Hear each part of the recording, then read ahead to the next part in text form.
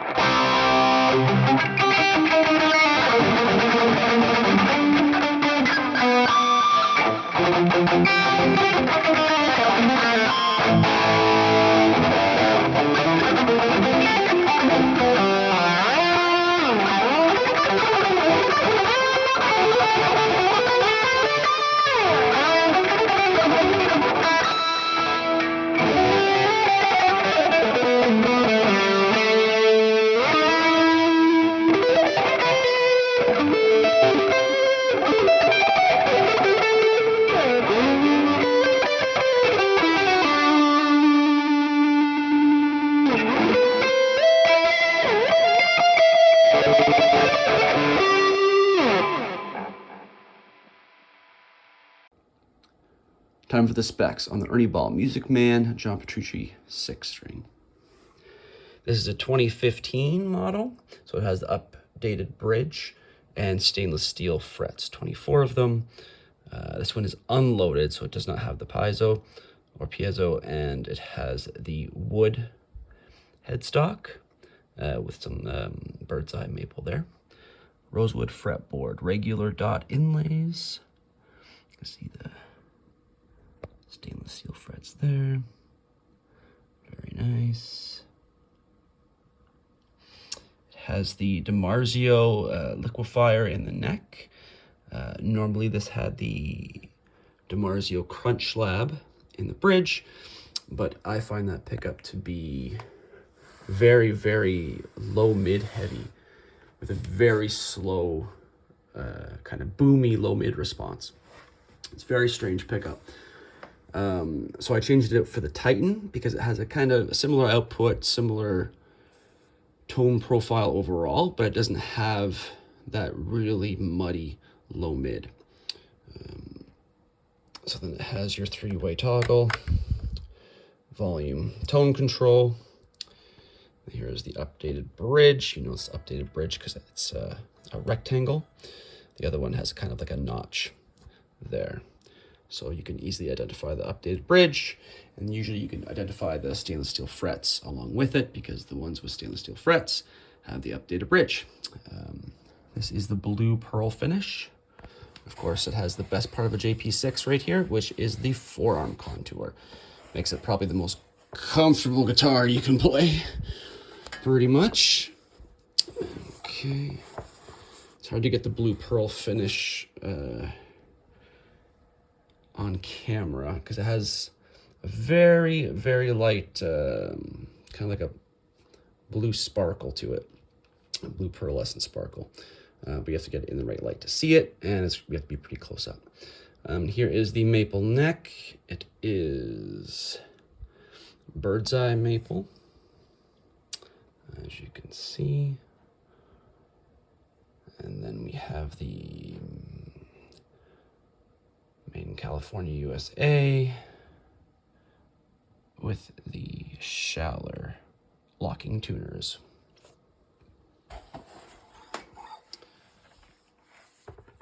And that's about it. It's a phenomenal guitar. Again, hard to see the sparkle. Might upload some photos where you can see the sparkle really well, but it's really nice. It plays phenomenal. Absolutely gorgeous. And probably the most comfortable guitar I've ever played.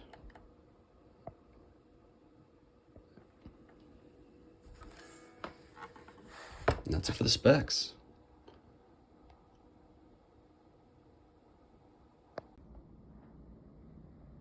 Here's a better shot at some of that bird's eye maple on the neck. Really, really nice. Looks really good.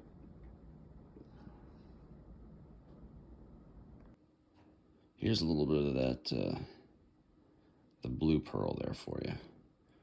You can see how if you get it in the right light, it has that pearlescent quality, a little bit of a sparkle there. Makes it really nice. It looks really good in person. It's nice and shiny. That little subtle sparkle just really makes it look nice.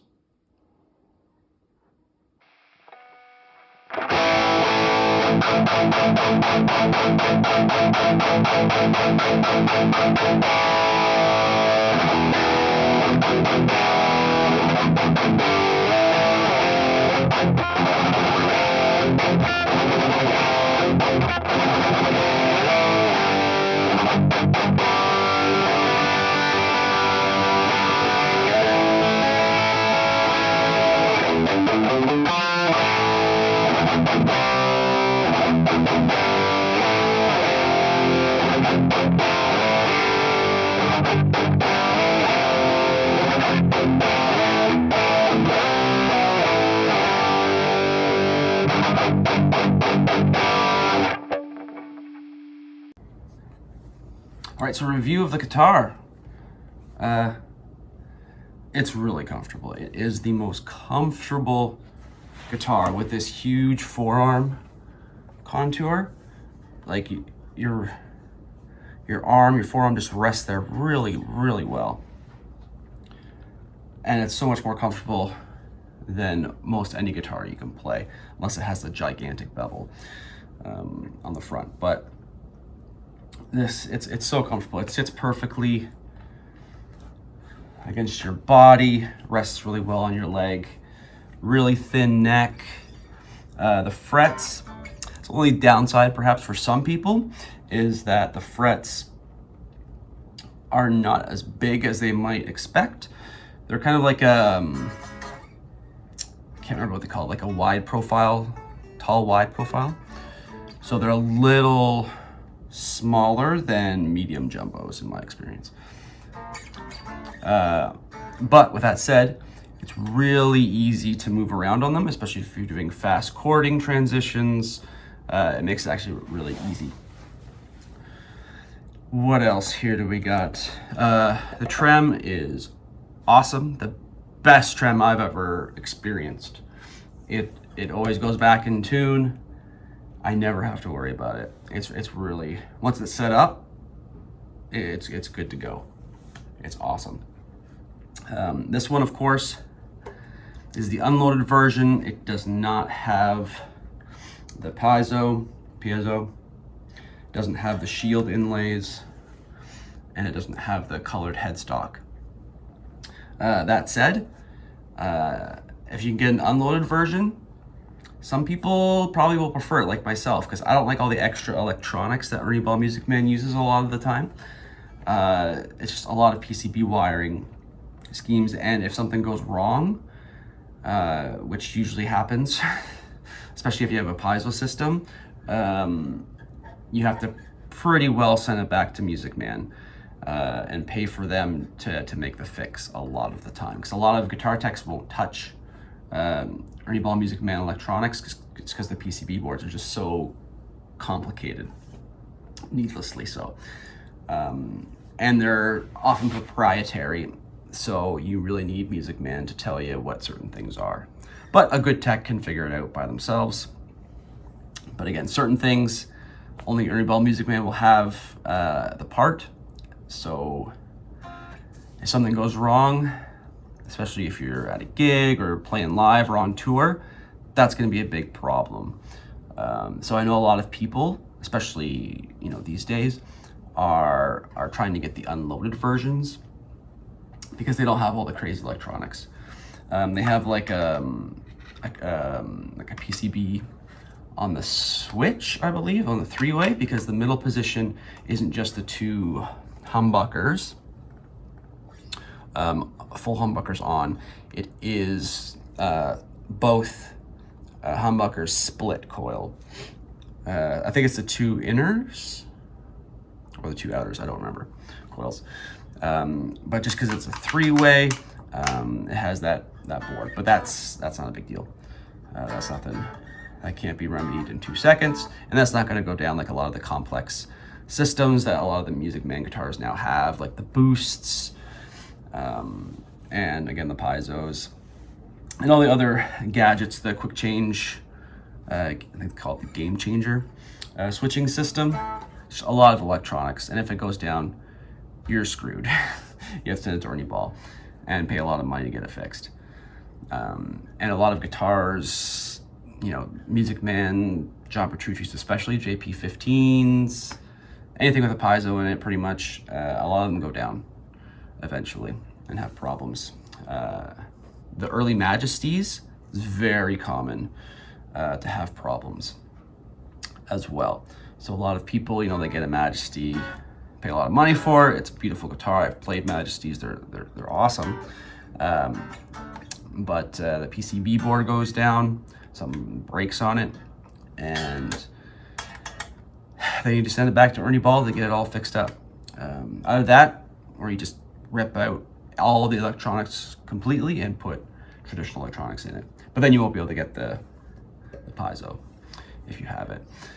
So that being said, beautiful guitar. And the John Petrucci one also has like a smaller headstock as well, which is kind of cool. You like it or you don't.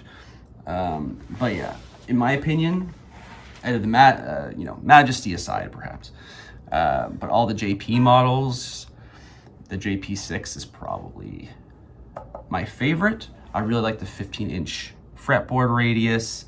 That's just personal preference, though.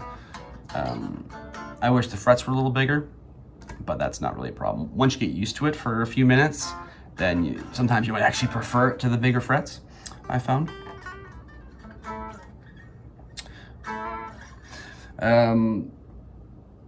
Yeah, it's really good. And I put the Titan here. Again, it really tightens things up a lot. And it actually pairs really well with the liquefier. So that's a great upgrade for anyone that's looking to just change out the Crunch Lab. They don't want to change too many things. They want to give a similar tonal vibe. You can put an illuminator in there, which would be good, or put the Titan. Aesthetically, it looks similar to the liquefier as well. And I think you'll be happy. It doesn't have that ridiculously slow mid-range. So when you try to do fast attacks, like it's just the mid-range kind of bloats out. It's very strange. The weirdest pickup I've played in regard to that. But I mean, for John Petrucci, it worked for quite a long time. And that's just because, you know, he has a heavily processed signal in a very specific amp, dialed in very specifically. You know, he puts chorus and delays and stuff on his main rhythm tones a lot of the time. And that's just to fill out, because he's just the only guitar player, it fills out the sonic space. So everything makes sense to him, but it might not make sense to you. So definitely give it a try. Again, you can usually get these unloaded ones for a really good price, the JP6s, and they're completely worth it, especially if you get the ones with that are from 2013, I believe. 2012 or 2013 is when they started doing the solid stainless steel frets and with the updated bridge. So definitely look for those especially. All right. And that's it. That's Mike from Gearheads signing off. And I'll see you next time.